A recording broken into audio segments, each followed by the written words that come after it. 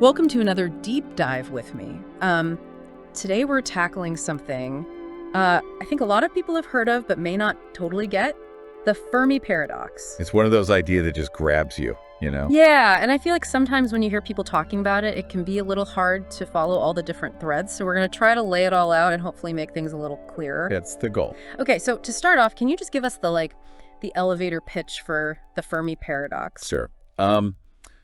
So basically it's this. The universe is unbelievably huge, Wow. right? Like mind-bogglingly big. So just statistically speaking, the odds of us being the only intelligent life out there, well, seem pretty slim. Right, like there has to be someone else out there, right? You'd think so. But here's the paradox. Where is everyone? We haven't found any solid evidence of any other civilization. Yeah. It's like that thing you walk into a giant, fully set banquet hall and there's not a single person there. And it's in the middle of a city. Perfect analogy. And that's the core of the Fermi Paradox. Like, probability says aliens should exist, but evidence says nothing so far. Okay, so let's start with that probability side of things. I mean, we're talking billions of stars in our galaxy alone, and then countless galaxies beyond that. And every time we look deeper with our telescopes, we find more and more galaxies. So how could we possibly be alone in all that? Right. And that's what makes the Fermi Paradox so intriguing. Even if intelligent life is incredibly rare, just given the sheer scale of the universe, statistically it should exist somewhere. Lots of somewheres, probably. Okay, so I know this paradox is named after Enrico Fermi, a famous physicist. Was it like his life's work or something? Well, not exactly. The story of how he posed this question is actually kind of funny. Really? Okay, tell me more. So picture this. It's 1950, a group of physicists, including Fermi, are at Los Alamos National Laboratory. They're walking to lunch, just having a casual chat. Okay, so far sounds pretty normal. And they're talking about things like, UFOs and faster than light travel. Pretty lighthearted stuff, right? Yeah. And right in the middle of it all, Fermi just kind of blurts out, "Where is everybody?" So this huge question about the fate of the universe just pops up during a lunchtime stroll. Pretty much. It's amazing how these seemingly simple questions, asked in the most ordinary settings, can sometimes spark the biggest ideas. So Fermi asks this question, where is everybody? And then what happens? Well, it really gets people thinking. Yeah. He wasn't just making a joke. Fermi actually done some rough calculations thinking about the chances of Earth-like planets existing and life developing on them. Okay, so he was serious. And he figured, based on those numbers, aliens should have visited Earth multiple times by that point. But obviously there's no evidence of that. So that's the paradox in a nutshell. The math suggests one thing, reality shows us another. So what did scientists do to try and figure this out? Well, one of the most famous attempts to tackle this is the Drake equation. It was developed in 1961 by astronomer Frank Drake. Ah, the Drake equation. I've heard of that. Right. It's become pretty iconic in discussions about alien life. It basically tries to estimate the number of detectable civilizations in our galaxy. Okay, but how do you even begin to estimate something like that? Isn't that crazy complicated? Oh, it definitely is. The equation looks at things like the rate of star formation in the galaxy, the fraction of stars that have planets, the number of those planets that could potentially support life. Lots of factors. So many moving parts. And that's the thing. We don't know the precise values for a lot of these factors. Yeah. So the Drake equation ends up being more of a thought experiment than a precise calculator. Right. But it still gives us a framework for thinking about the possibilities. Exactly. It breaks down this incredibly complex question into smaller, more manageable pieces. And it helps highlight all the things we still need to learn about the universe. So we've got the scale of the universe, hinting at the likelihood of alien life. We have the Drake equation, trying to quantify that likelihood, yet we still haven't found anything definitive. It's like there's this invisible wall preventing civilizations from reaching a certain point. That's a great way to put it. And that's where the idea of the great filter comes in. Okay, tell me more about this great filter. What could be stopping these civilizations from flourishing and making contact? So the great filter suggests that there's some stage in the evolution of life or of civilizations that's incredibly difficult or even impossible to overcome. Like a cosmic roadblock. So what could this roadblock be? Well, it could be something as basic as the emergence of life itself. Maybe that jump from non-living matter to living organisms, abiogenesis, is incredibly rare. So we got lucky here on Earth. Maybe. Or maybe the filter is something else, like the development of complex multicellular life. Or maybe it's something even more advanced. Like the evolution of intelligence, even technological intelligence like our own. That's a possibility too. It makes you wonder, are we up against this filter right now? Or have we already overcome it? Ooh, that's a chilling thought. So, are most civilizations just not making it past this point? Is that why we haven't heard from anyone? That's one of the implications, yes. Yeah. And it really forces us to consider the possibility that what we see as normal here on Earth might actually be incredibly rare on a cosmic scale. Okay, so we have these filters potentially wiping out civilizations left and right. But what if the problem isn't with them? What if it's with us? Like maybe our technology or even our understanding of the universe is just not advanced enough to find them. That's another great point. We've only been using radio technology for a little over a century. That's nothing on a cosmic timescale. Right. What if aliens are communicating in ways we haven't even dreamed of yet? Exactly. It's like expecting someone from the Stone Age to understand a smartphone. They wouldn't even know where to start. Or what if they're sending signals, but they're just so weak and faint by the time they reach us that they just get lost in all the cosmic noise? Like trying to pick out a single voice in a crowded stadium. Yeah. It's a real challenge. Yeah, even with our most powerful telescopes, we might be missing really subtle signs of alien technology because we just don't know what to look for. Like trying to spot a tiny firefly from across a giant field. It's not impossible, but it takes a lot of precision and sensitive equipment.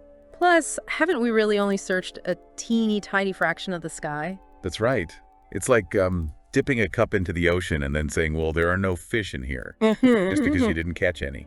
The universe is so vast. It really puts things into perspective, doesn't it? It does. You know, even sunlight takes about 8 minutes to reach us. It left the sun 8 minutes ago. So imagine a signal traveling from a star that's light years away. It really makes you realize how young we are as a technological civilization. Maybe we just haven't been searching long enough. Right. What if some alien civilization tried to contact Earth, let's say, 100,000 years ago? They wouldn't have found any radio signals either. Exactly. It's a waiting game, in a way. So we need patience and even better technology. Who knows what we might find if we keep looking, keep refining our methods. Okay, I think I'm ready to get a little more speculative now. What about the idea that these civilizations are choosing not to contact us? Like on purpose. Ah, you're talking about the zoo hypothesis. Right, the zoo hypothesis. I- Fill me in. Why would they choose not to reach out? Well, imagine them being like galactic park rangers, Yeah. observing us from a distance, but not wanting to interfere. So we're the interesting exhibits, like the cosmic version of putting a camera on a bird's nest. Something like that. Maybe they're trying to avoid influencing our development, letting us evolve naturally. Right. Or maybe they think we're just too primitive to interact with. Like we're ants to them. Well, maybe not that extreme, but you get the idea. Okay, so we've got cosmic zookeepers watching over us. It's a fascinating idea to consider. And it really highlights the incredible range of possibilities when we're thinking about the Fermi Paradox. Okay, well, I'm ready for another mind bender. What if, and this sounds crazy, but what if we're all living in a simulation? This simulation hypothesis, that one's definitely captured the imagination of a lot of people. Yeah, I mean, if we are in a simulation, it would sort of explain why we haven't met any other civilizations, right? Absolutely. Yeah. They could have just programmed it that way. But why would anyone create a simulation like this? I mean, what's the point? Well, that's the million-dollar question, isn't it? Maybe they're studying history, or maybe they're just bored and looking for some entertainment. Or maybe it's for some reason we can't even comprehend with our little human brain. Exactly. The possibilities are truly endless. All right, well, I'm loving these far-out explanations. What other crazy ideas do we have? Okay, here's another one. What if these advanced beings have all transitioned to virtual realities and just aren't interested in the physical universe anymore? Like they've all plugged into the Matrix. Exactly. They're so engrossed in their digital world that they've lost interest in things like spaceships and exploring the galaxy. It makes you wonder, if we reach that level of technology, will we still care about space exploration? Will we even be human anymore as we understand it? Now, those are some deep philosophical questions. Yeah, I know, we're getting off track, but let's stick with the idea that maybe these civilizations are out there, but they're actively trying to avoid us. Ah, so you want to talk about the dark forest theory? Yes, the dark forest. It sounds kind of ominous. It is. Imagine a universe where civilizations are absolutely terrified of each other. Why? I mean, wouldn't they want to team up, share knowledge, explore together? Isn't that what we'd want to do? Maybe, maybe not. What if making contact is incredibly dangerous? Like, if a civilization reveals its location, it risks being attacked and destroyed. Okay, so they're staying silent, hiding in the darkness of space like prey trying not to be seen by a predator. Exactly. It's Yeah. a pretty chilling thought. The universe becomes this vast and scary place where everyone is trying to stay under the radar. So it's like a cosmic game of hide and seek, but the stakes are incredibly high. That's a great way to put it. And it really makes you think about the potential consequences of making contact, even if our intentions are peaceful. Okay, so much to think about already. I think we need to pause here for a moment and let our listeners digest all this. We'll be back soon to explore even more potential solutions to this fascinating cosmic mystery. Sounds good. The Fermi Paradox is a deep dive, that's for sure. Welcome back. I hope everyone had a chance to let those ideas sink in. I know we left off on a bit of a creepy note with that whole dark forest thing. Yeah, it can get a little unsettling, all this talk about hostile aliens and cosmic hide and seek. But maybe the answer is something much simpler. Simpler. How so? What if detecting alien life is just much, much harder than we thought? It's like looking for a specific tiny grain of sand on a beach. Even if it's there, it's going to be tough to find. So it's not that aliens aren't out there, but that we're maybe just missing their signals. Or maybe not even recognizing what we're seeing. Exactly. Our current methods for searching for alien life, they might be too limited. Like, what if these advanced civilizations have moved way beyond radio waves? Okay, yeah, that makes sense. We're using technology that's, what, a little over 100 years old? Something like that. A blink of an eye in cosmic terms. Right, like, how could we possibly imagine what a civilization millions of years ahead of us would be using? It'd be like trying to explain the internet to someone from, I don't know, the Middle Ages, just totally outside their frame of reference. Exactly. They'd have no idea what you're talking about. And we might be in the same boat, trying to understand alien tech. Okay, so besides the tech itself, what else might we be missing? Well, think about the distances involved. Even if a civilization is sending out signals, those signals get weaker and weaker the farther they travel. Right, because space is big. Really, really big. So the signals might end up being super faint by the time they reach us. Like trying to hear a whisper at a rock concert. All that background noise makes it almost impossible. Yeah, it's like even if we had the most powerful hearing aids in the world, we still wouldn't be able to pick out that one voice. Exactly. And it's not just about having powerful telescopes either. It's about knowing what to look for, knowing how to filter out all that cosmic static to find those faint whispers of alien messages. That's what SETI is all about, right? The search for extraterrestrial intelligence. They're listening for those whispers. They are. Hmm. And it's a huge undertaking. They're constantly having to develop new technologies, come up with new ways to analyze the data, all while scanning these vast portions of the sky. And they haven't found anything conclusive yet. Not yet, but it's a long game, you know? Yeah. And who knows what breakthroughs might be just around the corner. It's really amazing the dedication of these scientists. Even though it's such a long shot, they just keep searching. It's a testament to human curiosity. But there's another thing we need to consider. Time. Time. Like how long it takes for signals to travel. Well, that too, but I'm thinking even bigger picture. Like, we've only been using radio for a tiny, tiny fraction of the universe's history. What if these alien civilizations have already come and gone? Like they rose up, flourished, maybe even destroyed themselves all before we even existed. It's possible. Think of it like finding the ruins of a civilization here on Earth. You can piece together some of their story, but you've missed the main event.